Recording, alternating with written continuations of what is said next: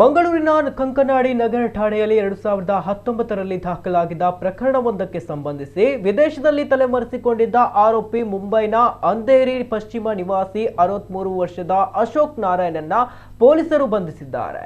ಪ್ರಕರಣ ದಾಖಲಾದ ದಿನದಿಂದ ಆತ ತಲೆಮರೆಸಿಕೊಂಡಿದ್ದ, ಬಂಧನದಿಂದ ತಪ್ಪಿಸಿಕೊಂಡಿದ್ದಲ್ಲದೆ ನ್ಯಾಯಾಲಯದ ಮುಂದೆ ಹಾಜರಾಗಿರಲಿಲ್ಲ. ವಿಳಾಸ ಬದಲಾಯಿಸಿ ತಲೆಮರೆಸಿಕೊಂಡಿದ್ದ ಈತನ ವಿರುದ್ಧ ಆರೋಪ ಪಟ್ಟಿ ಹಾಕಲಾಗಿತ್ತು.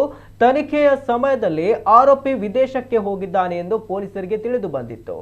ಆತನ ಪಾಸ್ಪೋರ್ಟ್ ವಿವರಗಳನ್ನು ಪಡೆದ ನಂತರ ಪೊಲೀಸ್ ಆಯುಕ್ತರ ಕಚೇರಿಯ ಮೂಲಕ LOC ಹೊರಡಿಸಲಾಗಿತ್ತು. ಆಗಸ್ಟ್ 1ರಂದು ಆರೋಪಿ ವಿದೇಶದಿಂದ ಭಾರತಕ್ಕೆ ಬಂದಾಗ ಮುಂಬೈ ವಿಮಾನ ನಿಲ್ದಾಣದಲ್ಲಿ ಬಂಧಿಸಲಾಗಿದೆ.